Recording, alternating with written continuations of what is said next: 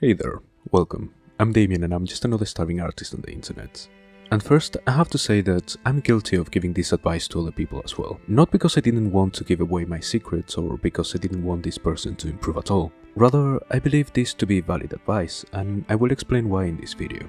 But before that, as usual, this is the invisible pianist Leonora, an original character of mine from Mysterious Manor, a game I'm currently working on. And also, looking at my YouTube analytics, I noticed there's a massive drop on watch time near the end of my videos. Right about this time I start saying my call to action and stuff, so I'll say it now instead. If you like my work and want to see more of it, there is a link with all of my social media in the description below. And if you want to support me, you'll find my Ko-fi page in the same link. But if you would like to get something in return for your support, you can get a print of this drawing, available in 4 different sizes, or a keychain featuring the same character in my shop. Let me know in the comments if you agree or disagree with anything I say in this video. And remember to like and subscribe. Let's see if I can reach the 3-digit subscribers in the next, I don't know. I want to be more optimistic than this, but I'll say before the end of this year, 2023.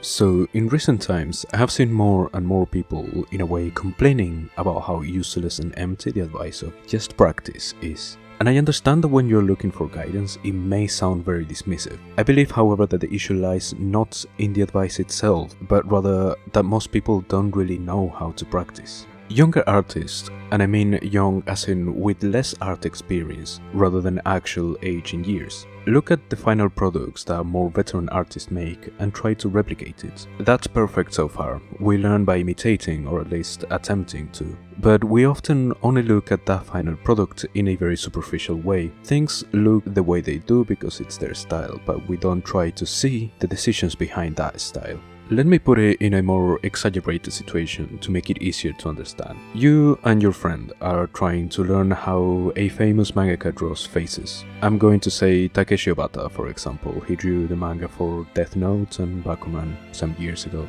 So you plan to do this by choosing one of his best drawn faces and copy it over and over, around 10 times a day for a month. Meanwhile, your friend has been using references from different panels, different manga, as well as practicing real faces and studying how a face should be structured, along with Obata's work, also for a month. So you meet up again at the end of that month to share your progress, and you see that your friend has progressed a lot further than you have, and you ask them what they did to get that good. So they tell you, I don't know, I just practiced a bunch. And that's when a lot of people get frustrated, because you also practiced a lot and you didn't progress that much.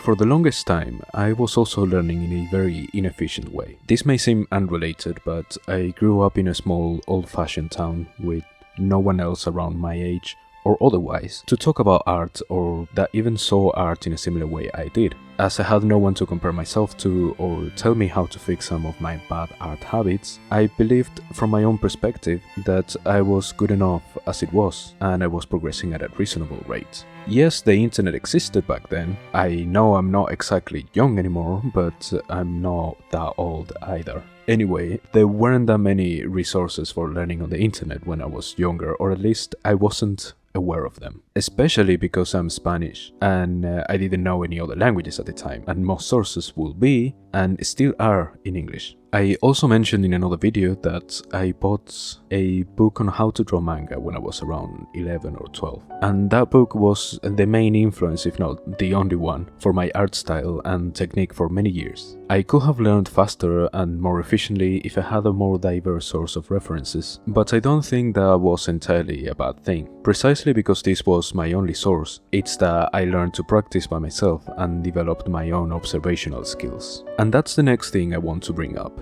Observation and how to look at things, because people in general don't really know what things look like. Yes, if you show them an object, they will know what it is, perhaps even what it's for and how to use it, but that's not my point. If you were to ask them to draw it, even if they know how to draw, it's likely that they will struggle to visualize the shapes and the forms of this object, even leaving some details out, because even if they know this object, even if they use it daily, they don't pay attention to how it looks and how it works. When I say how it works, I'm also talking about the decisions behind certain design elements, because in many cases an object will be designed in a specific way to favor functionality. A very good example of this is cars. We all see, use, and interact with cars in some way almost every day. And yet, unless you're a car designer, you will probably not be able to draw a car, any car, from memory right now, without any references. Similarly, if you ask someone that doesn't draw at all to draw a person, there is a chance that they will forget to draw ears, because unless there's something that really stands out from them, we don't pay that much attention to other people's ears. Furthermore, the shape of different body parts will be off because they're not concerned with the details of anatomy in their daily lives. Not a lot of us care about how long an arm should be compared to the rest of the body, and how the muscles move and twist when you do certain movements. And we can keep going with this same example. People don't pay attention to how clothes sit on top of our bodies, and how different fabrics drape in different ways and have different textures, and in general have many details that we overlook most of the time. And I am talking about people and clothes. I don't think there's anything that we can generally speak of that we're more familiar with than people and clothes. And yet, sometimes we as artists also run into another problem which is on the same line as this one. This is when we look at references from other artists and we lose touch of how real things look because we are surrounded by art only. So, long story short, use references all the time. If you disagree with this, you're objectively wrong and you're welcome to fight me in the comments. It's okay to use arts as a reference, just mix it up with some real things as well. And rather than trying to blindly replicate something, try to understand what you're drawing, their shapes, volumes, and why it looks that way, even if it is stylized. That is, however, only half of the issue at hand. Sometimes we're looking for advice on techniques or how to use specific tools. And honestly, the advice I gave earlier still applies.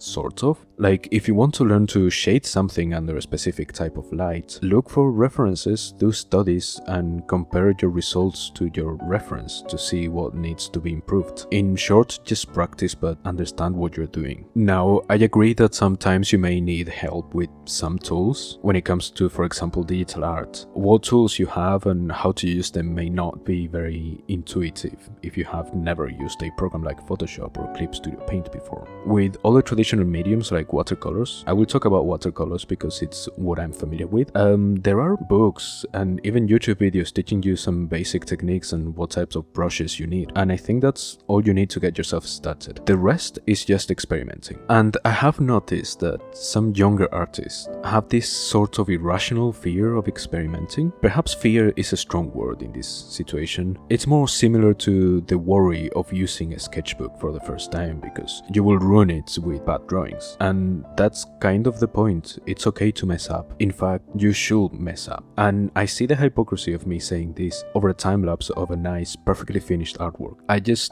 don't record my messy sketches intended for practice or just drafts. Mostly because I do them on real paper sketchbooks and usually on the go when I'm outside or I have a few minutes to spare. But anyway, you just shouldn't expect all of your drawings to be perfect. Don't be afraid of ruining a piece because you're trying new techniques. Mix colors, play with the balance of water and pigment to see what happens, and mess up. If you do it enough, you will eventually understand what you're doing, and all those drawings you ruined will not matter because you're now a much better artist. You just needed to practice. I think, and you're free to disagree with me here, that there are some things that you can only achieve through a lot of practice and experimentation. Getting out of your comfort zone and gaining an understanding of the subjects you're working on and the tools you're working with. And I will not deny that some initial guidance could be nice and maybe some small tips here and there simply to correct bad habits. But the bulk of the work will be done by your experience and the observational skills that you will develop with that experience. No number of tips and tricks can be an actual replacement for just drawing a lot. And I know sometimes you try and try again to get something right, and it just isn't working. Art is just frustrating sometimes. I said this in another video before, especially if you really want to improve. When you're stuck like that, looking for tutorials and specific help could be helpful, but in general we tend to learn by stealing like an artist. We look at how others do something and try to replicate it, not by looking at tutorials and detailed explanations, but rather experimenting to get the same result, or maybe looking at the process like in a time lapse, without any further commentary on the technique itself like you are doing right now. I also want to add that a lot of times more experienced artists give this advice because they are asked about a very general thing, and the answer to that will be an extensive and intensive art course. Sometimes that can't really be answered on the spot or in a short time. Basically, they will tell you to just practice because, well, first, it's an easy answer. Second, the question is just too broad, and as I just said, you need to become more familiar with the medium or tool you're trying to learn and come back with something more specific. And third, sometimes we just don't know. Some of us have spent several decades doing art. Not me, I still consider myself quite a newbie here, to be honest. But we have a visual library that we have accumulated over time and just do things naturally. We start to understand them on an almost unconscious level, like riding a bike or even walking. It is like explaining how to keep balance while walking to someone else. We don't do that. We let children take their first steps and we let them fall. We let them understand by having them do it, fail, and eventually they walk. They will learn to run as well on their own. Maybe someone will come along and show them proper running technique if they wish to optimize their running for competitions. But ultimately, they will only get faster by running. And despite everything I've said so far, there is one last thing that I think you should do. Take your time improving, if you want to improve, obviously. But there is this weird pressure lately that as an artist, you should be at industry standard level, whatever that means. Have 500,000 followers on social media and be making a living off your art by age 20 or something. And I understand that sometimes this pressure doesn't always come from toxic communities online, but rather you want to have a specific job in the industry, and as you get older, you have other adult things that you need to take care of, which will take time away from developing your art to the standard you wish. Which is honestly an issue that doesn't really have a solution. But art is not a race, and it doesn't matter that a 12 years old on TikTok tells you that your art sucks for a 30-year-old. Normally, real art and illustration jobs don't care how old you are, so just keep going at it, just keep improving at your own pace. And that's all I have to say for now. I hope you found this video helpful and insightful, if only a little. And once again, please let me know in the comments if you agree or disagree with anything I said in this video. If you have suggestions for things you want me to talk about in the future as well, just tell me, and like, subscribe, and do all the things that make the algorithm happy. We're now seeing the finished drawing, and remember, if you like my work, check my social media, my shop, my coffee. You know the drill, we've gone through this. So yeah, keep drawing, keep getting better, and I'll see you next time.